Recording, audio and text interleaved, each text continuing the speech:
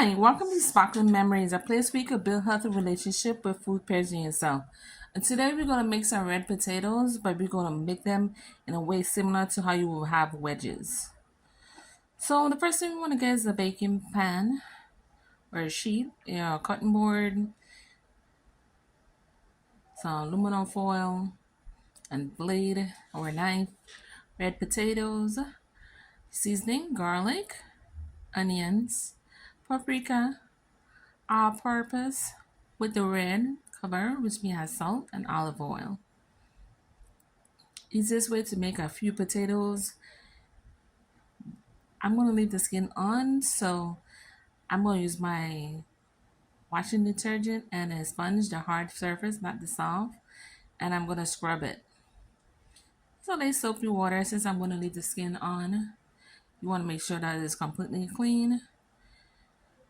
The best way to do this is to make it as dry as possible, especially when it comes to cutting it up, because you don't want to slip and then you cut yourself. So at this point, you want to really just take your time and make sure your blades are a little bit more sharper than mine's. Because obviously mine's need to sharpen. That's why I have to press down so hard. Depends on the size of the red potatoes. Half will make about 4 or 3, depending on how big you want your wedges to be. I would want mine's a little bit more smaller so you can actually cook a lot quicker. So this is like a medium sized wedge, or you could make smaller ones. After you do that, place it in some water because you want to make sure it doesn't stop browning. So it's going to be like that. The one I have in cutting board, I already have it already dried. And the best part to make it crispy is to have it completely dry before you start adding your seasoning and your olive oil. Because the oil and water don't mix. It's not going to be good for your wedges. So you want to go ahead with some olive oil. At this point, you could use avocado oil. You could use different oils, but to me, I like the olive oil because it doesn't upset my stomach even though it is oil. So I prefer my olive oil versus anything else. Now, whatever oil you use, that's fine. You want to coat it first, mix it around, and now we're going to go ahead with the seasoning.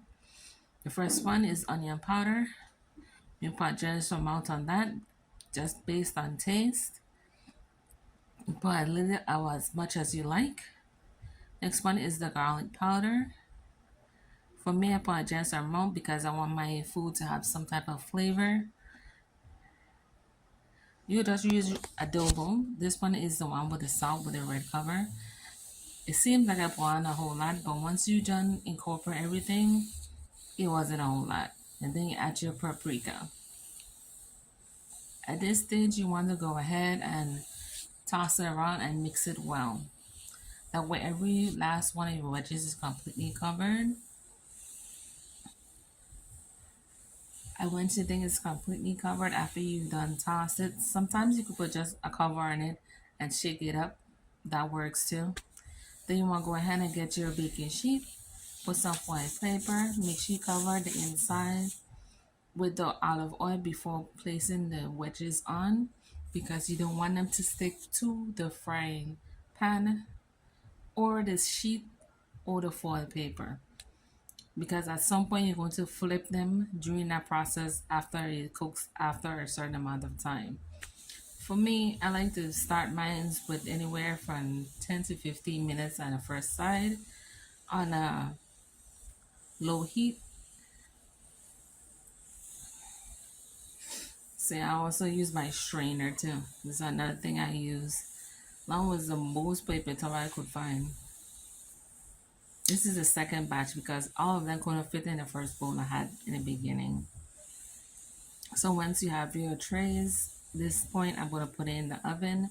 I started mine at 310 for about 10 to 15 minutes because I want them to get soft before I flip them over and then work on getting them on the crisp side. So that's one of the main reasons I put the fire a little lower when I first start. So you just let them bake. The oil is just for making sure the seasonings stick on there.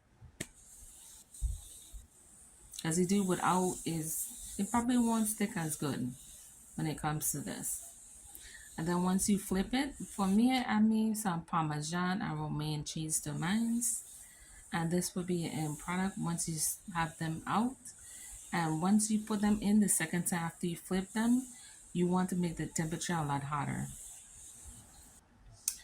So you want to take your time during this process, and this will be your end result. So next time is sit around for sparkling memories.